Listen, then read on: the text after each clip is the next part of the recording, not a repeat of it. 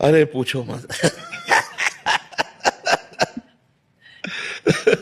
इसलिए कह रहे हैं कि अगर कहेंगे तो विश्वास नहीं होगा, तो इसलिए हम कहा पूछो मत। अगर हम कहते हैं कि दुख मिट जाता है तो आप अंगुली हमारे ऊपर उठा दोगे।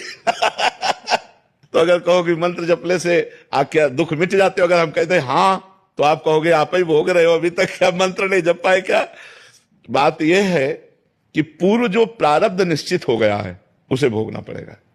जिसे प्रारब्ध कहते हैं उसे भोगना पड़ता है। जो नया कर्म है और जो पुराने संचित कर्म है, ये दोनों नष्ट हो जाते हैं भजन से। प्रारब्ध नष्ट नहीं होता, प्रारब्ध भोगना पड़ता है। रामकृष्ण परमहंस जी के गले में कैंसर था, बड़े बड़े संतों के शरीर में पीड़ाएं देखी गई। अगर भजन से सब पीड़ा नष्ट हो जाती तो भजन करने वाले को किसी को पीड़ा ही ना मिलती।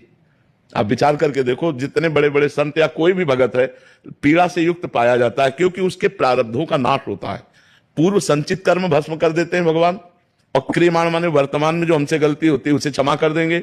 लेकिन जिस समय हमारा शरीर बनाया गया था, उस समय जो रखा गया है कि 20 वर्ष में तुम्हारा हाथ टूट जाएगा, 25 वर्ष में तुम्हारा सर फूटेगा, तुम्हें कैंसर, वो सब होगा, वो सब होगा, चाहे भजन करो या ना करो, उससे कोई फर्क नहीं पड़ता। तो ये बात हिम्मत करके, हाँ ये जरूर है कि भगवान थोड़ा सहने की सामर्थ्य दे देते हैं, सहने की सामर्थ्य देते हैं कि उसी को हम रो के काटें या उसी को हंस के काटें। तो जब हम भजन में चित्त जोड़ते हैं तो थोड़ा आनंद में जीवन होता है, लेकिन भोगना पड़ता है। अवश्य में वो भोक्तव्यम कृतम कर्म शुभाशुभम, भोगना पड़ता है, इसीलिए सबको भोगना पड़ता है। इसीलिए कहा जाता है डरो पाप कर्म मत करो, क्योंकि कर्म बन गया तो भोगना पड़ेगा।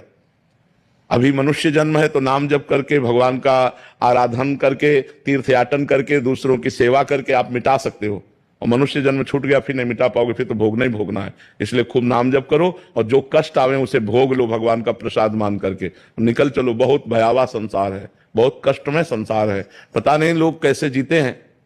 यहां तो हर क्षण किसकी शरण में जाए, सब असमर्थ है। कोई भी बताओ ऐसा है जिसकी गोद में सर रखकर रोया जाए और हमको निश्चिंत कर दे, क्योंकि जिसकी सर में हम गोद रख करके रोना चाहते हैं वो भी असमर्थ है, वो भी बेचारा काल के अधीन है, वो भी मृत्यु के अधीन है, वो भी भययुक्त है, वो पूर्ण समर्थ तो नहीं है। और जो पूर्ण समर्थ वो दिखाई नहीं दे रहे हैं, यही है, सबके अंदर है, सबके बीच में है, हमारी सुन्न है। लेकिन हमें लगता है प्रगट में कोई होना जिसके गले लग करके हम अपने दुख को वर्णन कर सके, हम रो सके, कोई हमें प्यार से कि आप निश्चिंत रहिए, हम है ना। वो ये करते नहीं है, छुपे छुपे डोलते हैं, पर्दे में रहते हैं माया के। देखो एक सीमा है जहां तक तुम्हें भजन आनंद और जो असीम आनंद की